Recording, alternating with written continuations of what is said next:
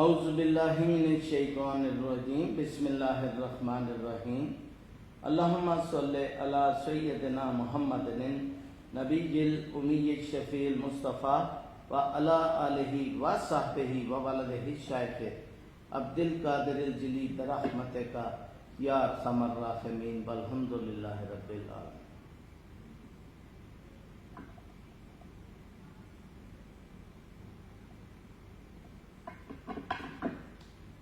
میرے عزیزوں، میرے دوستوں، میرے بھائیوں، آج آپ کی خدمت میں ایک کلام عارفانہ جو کہ سرکار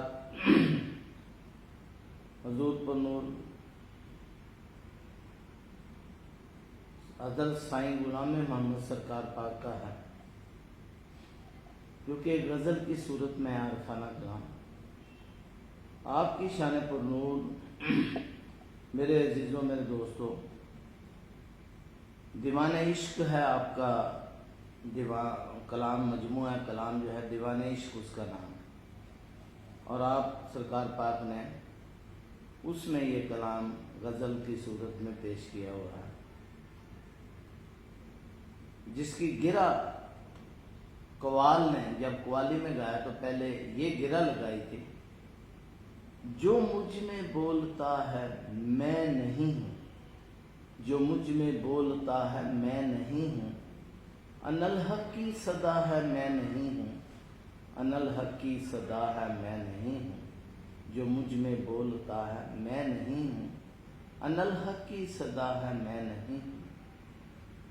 تو میرے عزیزوں، میرے دوستوں، اب اصل غزل جو ہے یہاں سے شروع ہے: دل میں حق جلوہ نما تھا مجھے معلوم نہ تھا، دل میں حق جلوہ نما تھا مجھے معلوم نہ تھا، میں نہ تھا، میں نہ تھا، خود ہی خدا تھا، مجھے معلوم نہ تھا، میں نہ تھا، خود ہی خدا تھا، مجھے معلوم نہ تھا۔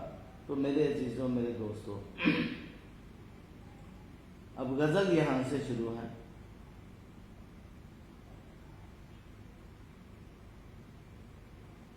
دل میں حق جلوہ نما تھا، دل میں حق جلوہ نما تھا، مجھے معلوم نہ تھا، مجھے معلوم نہ تھا، میں نہ تھا، خود ہی خدا تھا، میں نہ تھا، خود ہی خدا تھا، مجھے معلوم نہ تھا۔ حق پرستی میں عمر اپنی گزاری لیکن، حق پرستی میں عمر اپنی گزاری لیکن، بت پرستی میں مزہ تھا مجھے معلوم نہ تھا، حق پرستی میں عمر اپنی گزاری لیکن، بت پرستی میں مزہ تھا مجھے معلوم نہ تھا۔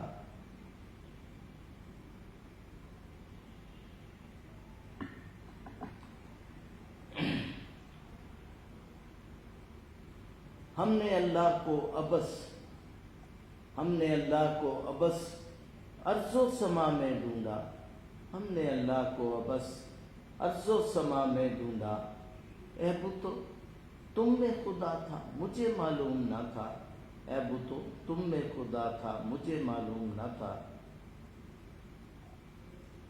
ہم نے رہبر کو یوں ہی حق کا وسیلہ سمجھا، ہم نے رہبر کو یوں ہی حق کا وسیلہ سمجھا، حق بشکل مرشد کامل ہی رہنما تھا مجھے معلوم نہ تھا۔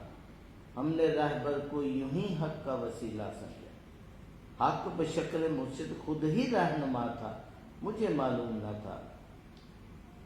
آخری باندھا اس میں: غیر حق جان کے بت کو نہ کیا سجدہ غلام، غیر حق جان کے بت کو نہ کیا سجدہ غلام، ارے سوئے بت سجدہ روا تھا مجھے معلوم نہ تھا، سوئے بت سجدہ روا تھا مجھے معلوم نہ تھا، دل میں حق جلوہ نما تھا مجھے معلوم نہ تھا۔ تو میرے عزیزوں، میرے دوستوں، میرے بھائی، بڑا ہی اعلیٰ عرفہ معرفت کا کلام ہے، عین باطنیت و توحید ہے یہ سارا کلام۔ اس کا پہلا بند ہی، اس میں ہی ساری حقیقت پنہا ہے، جو مجھ میں بولتا ہے میں نہیں، انا الحق کی صدا ہے میں نہیں۔ ہم نے کبھی خود پر غور ہی نہیں کیا ہے کہ ہم کون اور کیا ہیں، ہمارا اول کیا ہے، ہمارا آخر کیا ہے، ہمارا ظاہر کیا ہے، ہمارا باطن کیا ہے۔ تو میرے عزیزوں، میرے دوستوں،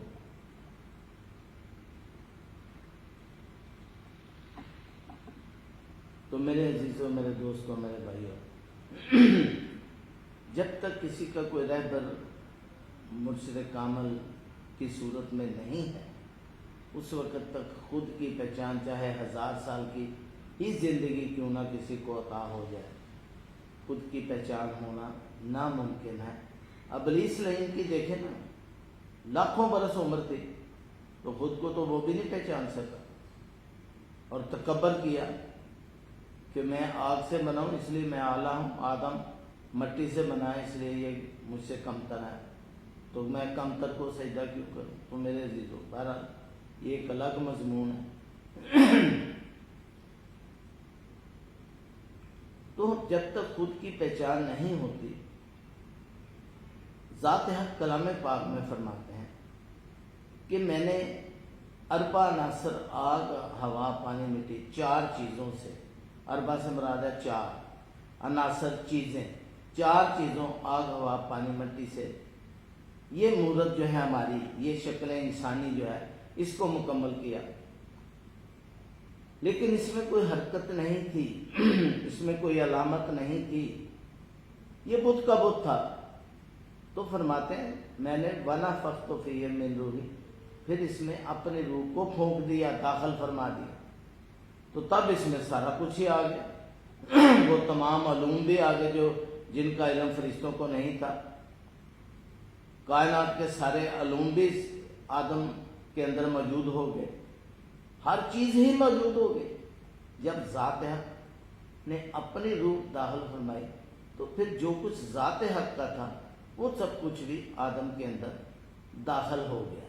تو میرے عزیزوں، میرے دوستوں، اب دیکھیں ظاہر ہمارا یہ مورت آگ، ہوا، پانی، مٹی ہے۔ اب خالد آگ ہے، ہوا ہے، خالد کا نام پانی ہے، خالد کا نام مٹی ہے، کیا ہے؟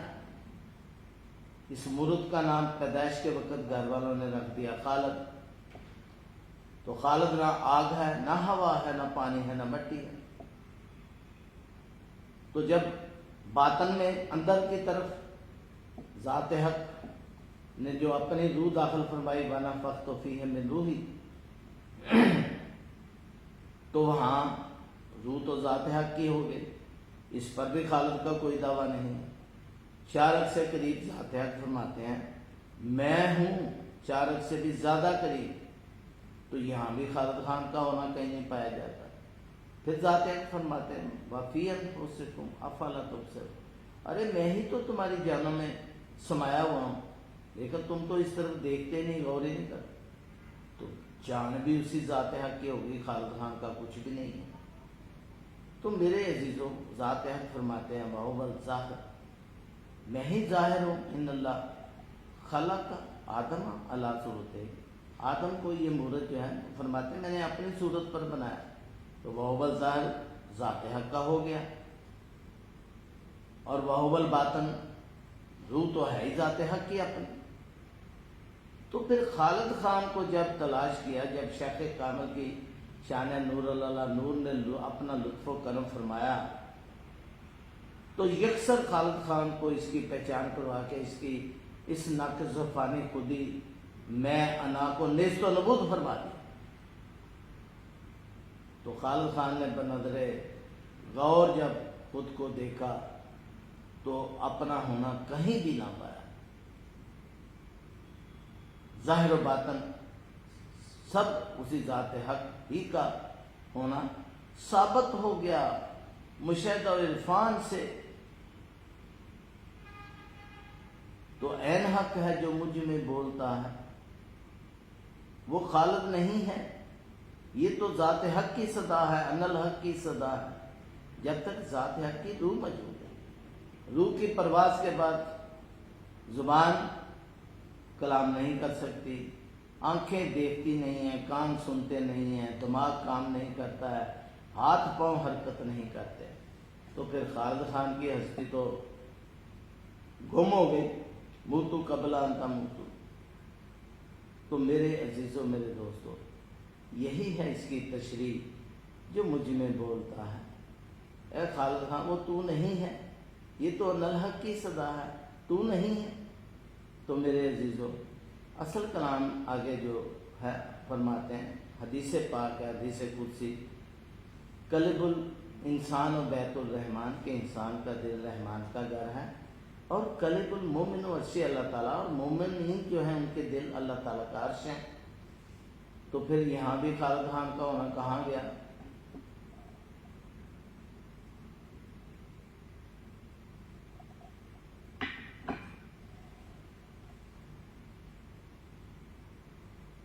جو دل ہے اس وجود، قلب حقیقی جو ہے، یہ گوشت کا لوتھڑا نہیں، یہ قلب، یہ دل مجازی ہے، یہ مقام عرش جو ہے، یہی قلب ہے۔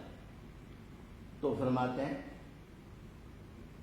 دل میں حق جلوہ نما تھا، مجھے معلوم نہ تھا، میں نہ تھا، خود ہی خدا تھا، مجھے معلوم نہ تھا۔ تو جب شیخ کامل کی ذات پر نور ملے، انہوں نے خالد خان کو اس کی ناقص و فانی خودی کی پہچان کرا کے اس کو یکسر نیست و نبود فرما دیا، تو دکھا دیا پھر باقی اللہ و باقی من کل فانی، تو باقی تو پھر حق تعالیٰ کی اپنے ہی ذات نور اللہ نور۔ تو میرے عزیزوں، میرے دوستوں، فرماتے ہیں حق پرستی میں عمر اپنی گزاری، لیکن بت پرستی میں مزہ تھا، مجھے معلوم نہ تھا۔ تو میرے عزیزوں، اس کی تشریح اس طرح سے ہے کہ فرماتے ہیں کہ میں نے بھی عام لوگوں کی طرح اللہ تعالیٰ کی ذات پاک کی پرستش کی، عبادت کی، ریاضت کی، نمازیں پڑھی، روزے رکھے، حج کیے، زکاتیں دیں، کلمہ طیبہ کا ورد کیا، لیکن کچھ حاصل نہ ہو سکا۔ حق پرستی میں عمر اپنی گزاری لے کر، فرشتوں کے سردار کا کیا بنا تھا؟ لاکھوں برسوں پر محیط اس کی عبادت،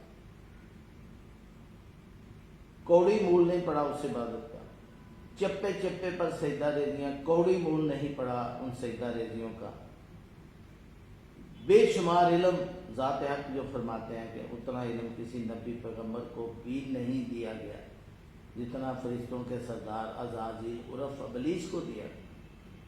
وہ علم اس کے کام نہ آ سکا، کیونکہ وہ العلم حجاب الاکبر تھا، حجاب ہی حجاب تھا، پردہ ہی پردہ تھا، العلم نقطہ تو نہ ہوتا، تو وہ آدم کے آگے سے کبھی سر ہی نہ اٹھاتا، کیونکہ آدم تو بذات خود کچھ نہیں تھا۔ جب تک ذات حق نے اپنی روح نہیں پھونکی دی، اس وقت تک تو حکم سجدہ نہیں تھا۔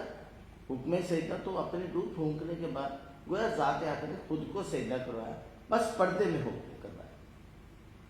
تو یہی چیز اس کا علم پہچان نہ سکا، اگر مشاہدہ عرفان والا علم ہوتا تو پہچان لیتا اور سجدے سے سر ہی نہ اٹھاتا۔ بہرحال فرماتے ہیں حق پرستی میں عمر اپنی گزاری لی، بت پرستی میں مزہ تھا، مجھے معلوم نہ تھا۔ فرماتے ہم نے اللہ کو بس ارض و سما میں ڈھونڈا، اے بتوں تم میں خدا تھا، مجھے معلوم نہ۔ تو فرماتے ہیں کہ دیکھیں میں نے بھی عام متقی مولوی پرہیزگار جو ہے ان کی طرح میں نے بھی اللہ تعالیٰ کی تلاش میں کبھی خانہ کعبہ گیا، کبھی مسجدوں مندروں، ہر جگہ میں کلیساؤں میں گھوما، ارض و سما میں اس کی ذات پاک کو تلاش کیا، لیکن وہ کہیں نہ ملی۔ وہ ملتی کیسے؟ وہ تو میری خود ہی نے پردہ ڈالا ہوا تھا، میری خود بینی نے ڈالا تھا میرے رخ پر نقاب، جب نہ میں باقی رہا تو ہی نظر آیا مجھے۔ میری خود بینی، خالد کی خود بینی نے ڈالا تھا اس کے رخ پر نقاب، جب خالد نہ باقی رہا پھر ذات حق ہی کا جلوہ ہر طرف نظر آیا مجھے۔ تو فرماتے ہیں ارض و سما میں ڈھونڈا، کہیں نہیں ملی وہ ذات۔ اے بتو، جب مرشد کامل نے نگاہ عطا فرمائی اور اپنی ذات میں ذات حق کا ہونا مشاہدہ عرفان سے دکھا دیا. مجھے میری ہستی ناقص خالق کو مٹا کر میرے اس ظاہر و باطن میں ذات حق کا ہونا دکھا دیا. تو میرے عزیزو فرماتے ہیں اے بتو، اے شکل آدم، اے شکل انسانی، اے مرتبہ انسان، تجھ میں خدا تھا، مجھے معلوم نہ تھا. فرماتے ہیں ہم نے رہبر کو یوں ہی حق کا وسیلہ سمجھا. تو جب تک نہیں معلوم تھا تو اس وقت تک یہ تھا کہ یہ جو ہمارے مرشد ہیں، رہبر رہنما ہیں، بس یہ اللہ تعالیٰ کی طرف ہمارے لیے ایک وسیلہ ہے، یہ ہمیں اللہ تعالیٰ کی پہچان کروائیں گے. تو جب پہچان ہوئی کہ ماسوات اس ذات پاک کا کوئی نہیں ہے، اس کا شریک کوئی نہیں ہے، تو پھر بشکل مرشد کی ذات پاک کون ہے؟ وہ آپ ہی تو خود اس صورت میں میری رہنمائی ذات حق خود ہی تو فرما رہے ہیں بشکل مرشد کی ذات پاک. تو فرماتے ہیں ہم نے رہبر کو یوں ہی حق کا وسیلہ سمجھا. کیا تھا؟ حقیقت میں تو اللہ تعالیٰ کی ذات پاک، حق خود ہی بشکل مرشد میرا رہنما تھا، مجھے معلوم. تو میرے عزیزو آخری بندہ اس کا، غیر حق جان کے بت کو نہ کیا سجدہ غلام، سوئے بت سجدہ روا تھا، مجھے معلوم.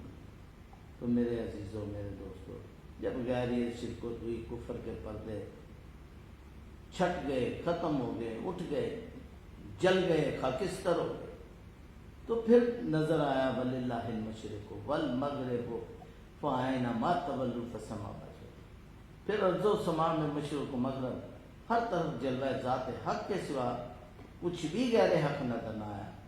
تو میرے عزیزو یہاں پر میں اس کلام کی تشریح کو ختم کرتا ہوں. امید ہے جتنی ذات حق میرے مرشد کی ذات پر نور نے مجھے عطا کی وہ میں نے آپ کی خدمت میں پیش کر دی، اور وہ اہل عرفان کے لیے کافی ہوگی.